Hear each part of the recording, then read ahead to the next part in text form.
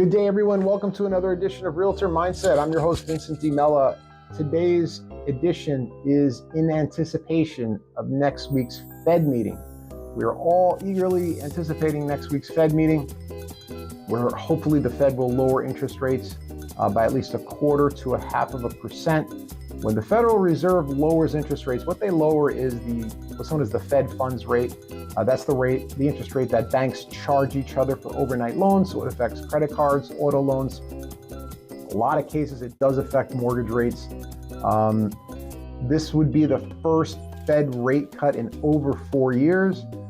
During COVID, the Fed dropped interest rates. They had a couple cuts. One was 0.5% and one was a full percent, which were drastic cuts we needed to get out of COVID, which really helped.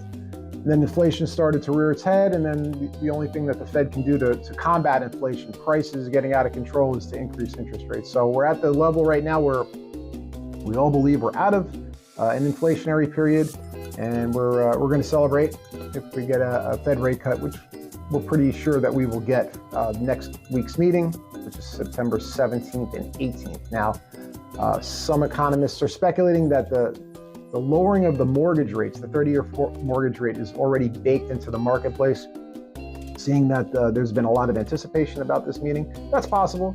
Some of it's already included in mortgage rates, and mortgage rates right now are at their lowest point since February of this year. So we're in the high 5% range, which is amazing because not too long ago we were in the high 6% range. Last year we're in the mid 7% range. So it was a drag on the economy, it was a drag on the real estate market and for buyers as well. But behind me, I have a 5-year history of the yield of the 10-year bond. And that's really the primary indicator when it comes to 30-year fixed mortgage rates, the yield on the 10-year treasury. So take a look. I have it up here on the screen. This is where we're at today. The yield is at 3.651, and as the yield goes down, so do interest rates. As the yield goes up, so do mortgage rates as well. So if we're looking over here, this is where we're at today in 2024, and we can see that the yield was even higher earlier this year and about a year ago, where it spiked at about 4.6, which was really high. And mortgage rates were in the mid 7% range, which is quite high for this real estate market. But if we go all the way back to here, 2020, you see the low here. The Fed, the yield on the 10-year treasury was at 0.5%. So that's when the treasury market really rallied. A lot of money pours into the treasury market, and that brings the yield all the way down. So it was 0.5% at this point in time. And then you could see as we go along, we were low for about a year and a half, and then inflation started to happen.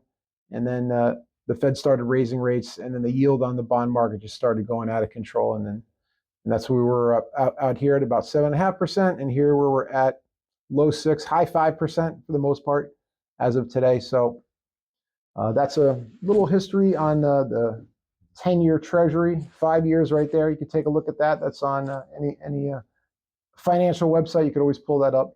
But it's good to know, and really anticipating a first Fed rate cut in over 4 years. So really excited. Please DM me any questions, call me, shoot me an email. I love each and every one of you. Thank you so much for watching, and good luck next week. I'll have another report next week after the Fed meeting, and we'll chat some more, okay? Have a great day.